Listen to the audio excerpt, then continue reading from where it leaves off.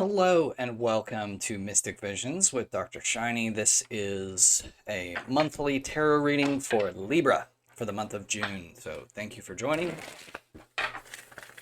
And we're going to go ahead and get started with your reading.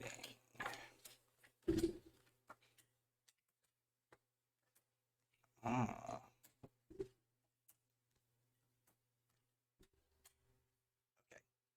All right. So first things first, we have for your current situation, what's crossing you, you have two aces. And your situation is this Ace of Wands, and then you're crossed by the Ace of Coins in the reverse. So, okay, so the Ace of Wands is a new opportunity to do something. This is a new quest, a new goal, something for you to embark on, a journey, a project, something like that. Some just new thing that you got going on for you here, a new opportunity. However, this opportunity is not something that necessarily is going to lead to financial success right away. So it seems like, at least at the beginning, there is a little bit of a cost associated with this. There is a need for you to give up some sort of material comfort or possession or something like that in order for you to embark on this new opportunity. But the implication is that in the long run, it'll be kind of worth it for you, and I'll show you that's actually in the cards too. So I'll show you that coming up soon. What we have that you're moving away from or leaving behind is the Seven of Coins. So the Seven of Coins was a period of planting a seed and watching it grow, waiting for it to kind of come to fruition, and you're leaving this behind. So either you have kind of harvested the results of your labor, you've reaped what you sowed, or you have left behind just this mentality of waiting on the outcome. So you're kind of more in a state of moving from one thing to the other without waiting for something to be completed, right? So one of those two things is applying to you from the reason you're moving away from that Seven of Coins energy. On the other hand, you're moving toward this Queen of Coins energy. Okay, so the Queen of Coins is a really good saver. She is financially responsible. She's really good at managing the world around her. She's nurturing. This is oftentimes associated with pregnancy or motherhood, or that type of thing. So she keeps people safe. She keeps them fed. She keeps them healthy. She's a really good person to just develop and nurture any sort of physical investment or growth. And this is what you're headed towards. So there's definitely an opportunity for you to figure out, how do you manage these finances? How do you manage your time and things like that? And perhaps the current situation is really the way that you teach yourself that, the way you learn that, and you become quite a bit stronger as the result of going through that, right? What the foundation of your situation is the King of Wands. So another court card here. This is sort of the lesson that the universe is trying to teach you. The King of Wands is kind of an executive. He's somebody who's really good at organizing other people to get things done, and motivating others as well. So the core here is learning how to utilize your time and your action and your feelings and all that stuff to essentially motivate others to work effectively, to get things done efficiently. And so that's what this is about. You're developing as a leader through whatever it is that you're going through here. So try not to look at it in terms of a raw gain or loss proposal or risk reward, but this is more about developing you and figuring out how to become a more effective leader for others. Okay, so what's going on in this? Sorry, that's more of the subconscious. This is the conscious mind. This is the crowning thoughts, and you have the Three of Coins in the reverse. So a little bit of unwillingness to collaborate with others. So it doesn't mean that you don't really necessarily want to work with others, because it looks like you have a lot of leadership potential in the reading, but it's going to mean um, it's going to mean working with what you have, right? Instead of wishing you had something else to work with, you're going to have to collaborate in such a way that you are understanding and appreciative of what other people are kind of bringing to the table, right? And you've got to learn how to work on their wavelength instead of trying to work on your own wavelength to direct them.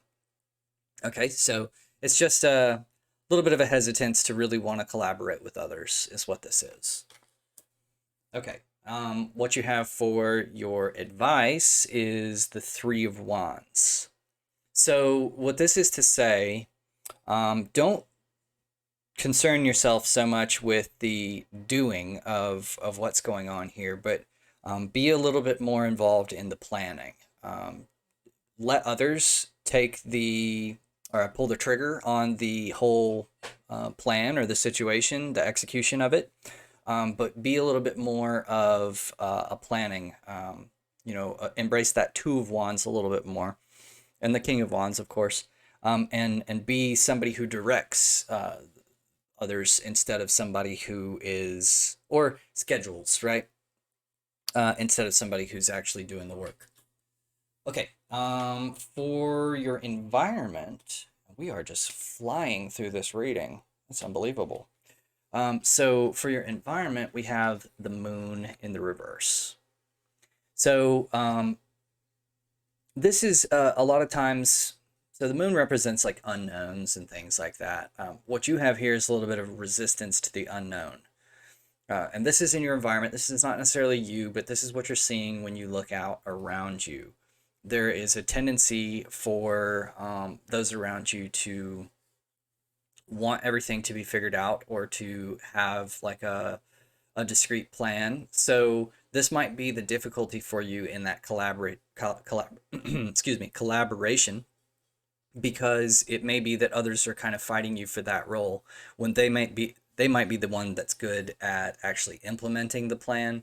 You're probably better at doing the planning of it. Okay, so that's possibly what's causing a little bit of that friction between you and others. Okay, so your fears card is the Nine of Cups in the reverse. So you're afraid of not getting your wish. This Nine of Cups is the wish card. And it's generally a really good omen. In the fears position, it's not really effective as the wish card, but this is to tell you that you are a little too afraid of getting your wish, of something that's very, very important to you, something that you want really badly, and you're emotionally compromised to a degree by not having faith that it's going to come, by it being in your fears. So this whole thing, circling back here, all of a sudden it's making more sense. The wanting things to work out a certain way, a lot of these things are probably out of your control. A lot of these things are something that you're relying on others for. And so you're having to find out and develop your ability to be more assertive and leading others to do these things that you want, rather than feeling, upset about it. And what's important here, it's a little bit of a catch-22, because if you don't feel like you have this confidence, like you have this ability to lead others, then a lot of times they sort of don't pay attention to you. You have to be able to speak up and to assert yourself, dominate the situation a little bit to get things done. Now, that doesn't mean stomping and crying and saying, I'm not happy until I get this my way, but it means having within you the faith that it's going to get done, that then becomes infectious to other people, and they kind of instinctively, without even knowing why, they listen and they want things to happen. So it's really more about like your general attitude that you're approaching the situation with. You don't want to bring your fears in it that it's not going to get done, because people, they can smell that, right? They smell, they don't even know it, but they smell that you don't really believe that this is going to be done, and so they don't get as excited about it. They don't get on board as much. They're not as motivated. But if you just exude the knowledge that this has to happen, this is gonna happen, then people tend to like, oh, she's serious. I better fall in line, or he's serious. So this is the kind of the energy that you're working with here. It's wanting to essentially feel the confidence that allows you to organize and help other people, or help other people get motivated. Now, what's going on in your long-term outcome or overall message is this justice card, but in the reverse. So this is to say that things don't always work out exactly the way that they're supposed to.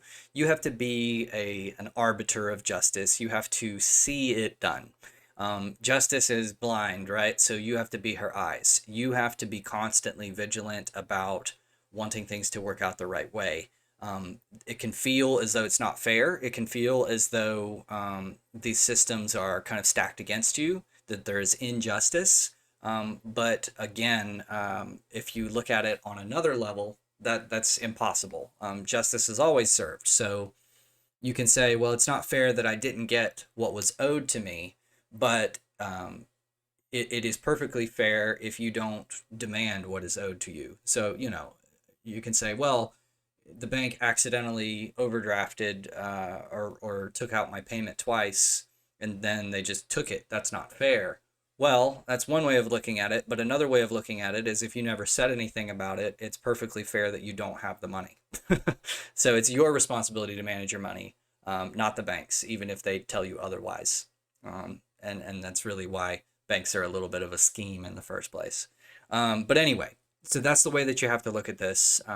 You're trying to get what you deserve. You have to be the one that makes it happen.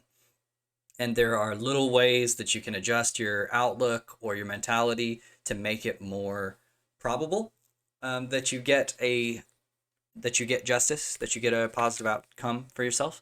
But the basic message here is that you're going to have to be the one who makes it happen. Make it happen, Captain. Okay, so that's about it for Libra for this month. Very shortest one yet. And sometimes it just flies through like that. But I think it was a pretty good message. So let me know what you thought in the comment section. Like and subscribe if you haven't already done so. And I'll see you next week, or sorry, next month for your next reading. Bye-bye.